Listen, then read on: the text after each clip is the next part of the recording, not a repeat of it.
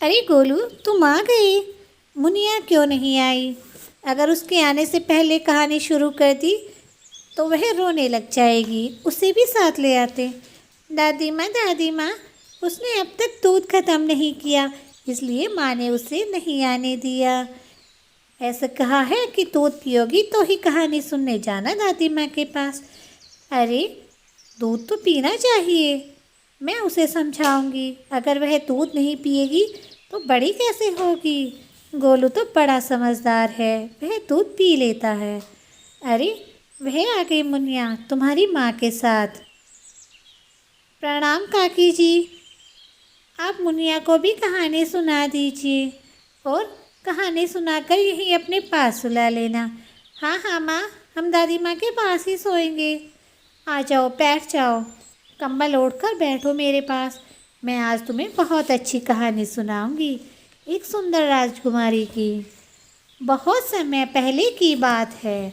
विजयनगर में एक सेठ रहता था। सेठ का नाम किशनचंद था। किशनचंद का दूध का व्यापार था। किशनचंद के 3 लड़के थे। एक का नाम मोहन, एक का नाम सोहन और एक का नाम चंदू था। चंदू सबसे छोटा बेटा था।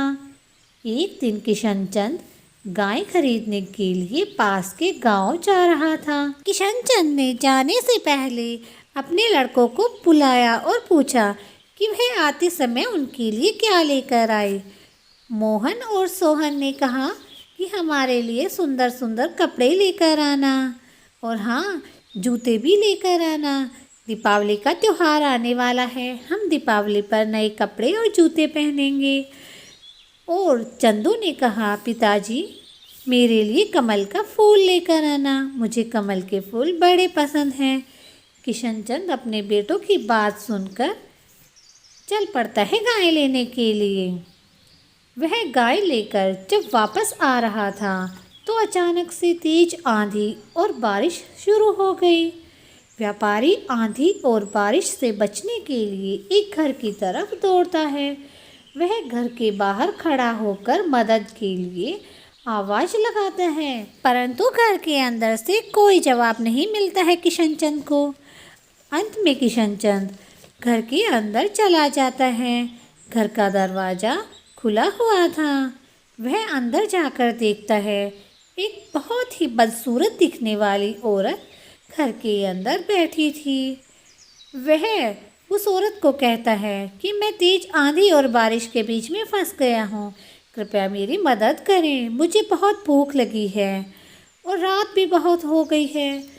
मैं ऐसे ख़राब मौसम में अपने घर लौटकर नहीं जा सकता हूँ। वह औरत कहती है, तुम यहाँ बैठो, मैं तुम्हारे लिए भोजन की व्यवस्था करती हूँ। वह किशनचंद के लिए भोजन लगा देती है। खाना खाने के बाद किशनचंद एक कमरे में जाकर आराम से सो जाता है। वह सुबह उठकर जाने के लिए उस औरत से आज्ञा लेता है और वह घर से बाहर निकल पड़ता है। घर के आंगन में एक तालाब था जहाँ बहुत सुंदर सुंदर रंग बिरंगे कमल के फूल खिले हुए थे। किशनचंद को अपने बेटे चंदू की बात याद आती है कि चंदू ने फूल मंगाया था और वह तालाब के अंदर जाकर एक कमल का सुंदर सा फूल तोड़ लेता है। यह सब वह बदसूरत औरत देख लेती है। वह किशनचंद के पास आकर कहती है, तुम्हारी हिम्मत कैसे हो गई मेरे तालाब के पास जाकर फूल तोड़ने की? मैं तुम्हें नहीं छोड़ूंगी। और वह अपनी तलवार निकाल लेती है। किशनचंद बहुत डर जाता है और वह उससे क्षमा मांगने लगता है और उसे सारी बात बताता है कि किस तरह उसके बेटे ने कमल का फूल मंगाया था। वह औरत कहती है, मैं तुम्हें एक ही शर्त पर छोड़ सकती हूँ, तुम्हें अपने बेटे को यहाँ मेरे पास भेजना होगा, उसे मेरा नौकर बनकर इस घर में रहना होगा और मेरी सेवा करनी होगी। किशनचंद दुखी मन से घर की ओर चल पड़ता है और वह अपने तीनों लड़कों को यह बात बताता है। किशनचंद का बेटा, जो कि अपने पिताजी से बहुत प्रेम करता था, वह चुपचाप बदसूरत औरत के घर की तरफ चल पड़ता है और वह वहाँ जाकर उसके घर में नौकर का काम करने लगता है। वह उसके लिए खाना बनाता, उसके कपड़े धोता, घर की साफ सफाई करता। चंदू को अपने पिताजी और अपने भाइयों की बड़ी याद आती थी, परंतु वह अपने पिता का किया हुआ वादा नहीं तोड़ सकता था, इसलिए वह चुपचाप उस बदसूरत औरत के घर में नौकर का काम करता रहता है। एक दिन जब वह औरत बाग में टहल रही थी तो एक सांप आकर उसे काट लेता है और वह औरत वहीं पर बेहोश होकर गिर पड़ती है। चंदू दौड़ा हुआ बाग की तरफ जाता है और वह देखता है कि वह औरत जमीन पर गिरी पड़ी है। उसे लगता है कि वह औरत मर चुकी है।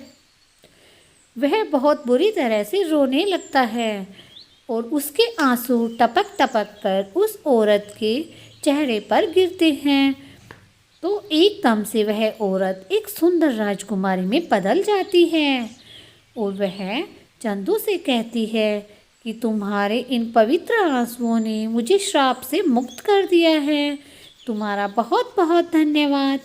मैं यहाँ की राजकुमारी हूँ जो अपनी सुंदरता के घमंड के कारण सबको बुरा व्यवहार करती थी और सबका मजाक उड़ाती थी। तो एक दिन एक परी ने मुझे श्राप दिया था जिसके कारण मैं बहुत बदसूरत हो गई थी, परंतु आज तुम्हारे पवित्र आंसुओं की वजह से मैं श्राप मुक्त हो गई हूँ। वह उसे अपने पिता के पास ले जाती है। राजा अपनी पुत्री को पाकर बड़ा ही प्रसन्न होता है और साथ ही वह चंदू के साथ अपनी पुत्री का विवाह कर देता है। चंदू राजकुमारी को अपने घर लेकर अपने पिता के पास लौट आता है और वह खुशी खुशी राजकुमारी के साथ अपने माता पिता और भाइयों के साथ अपना जीवन व्यतीत करता है। तो आपको आज की कहानी कैसी लगी हमें कमेंट करके ज़रूर बताना। चलो गोलू, चलो मुनिया, अब तुम भी सो जाओ। रात बहुत अधिक हो गई है, तुम्हें जल्दी सो जाना चाहिए, नहीं तो तुम्हारी माँ तुम्हें डांटेंगी। सुबह तुम्हें पाठशाला भी तो जाना है। हाँ दोस्तों, आपको हमारी कहानी कैसी लगी हमें कमेंट करके ज़रूर बताइएगा। और अगर आप ऐसी ही कहानियाँ सुनना चाहते हैं तो जल्दी से हमारे चैनल को सब्सक्राइब कर लीजिए। दादी माँ, गोलू को कहिए कि वह माँ के पास जाकर सो जाए, मैं तो आपके पास सोऊंगी। जाओ गोलू। नहीं, तुम बड़ी सयानी आई, तुम ही क्यों सोओगी दादी माँ के पास, मैं भी यहीं सोऊंगा। अरे नहीं, तुम जाओ माँ के पास, मुझे ही यहाँ सोना है। नहीं मुनिया, ऐसा मत करो तुम। अरे तुम दोनों झगड़ा क्यों कर रहे हो, तुम दोनों ही मेरे पास सो जाओ। हाँ, हम दोनों ही यहाँ सो जाते हैं। ठीक है, फिर यह मत कहना कि माँ के पास जाना है। अरे झगड़ा नहीं करो, तुम दोनों यहाँ मेरे पास सो जाओ, सुबह जल्दी उठकर चली जाना माँ के पास। और इस तरह से शांति, गोलू और मुनिया आराम से कंबल ओढ़कर लेट जाते हैं। सो जाओ गोलू, सो जाओ मुनिया, रात को परियों के सपने देखना। तो अब हम चलते हैं, बाय बाय।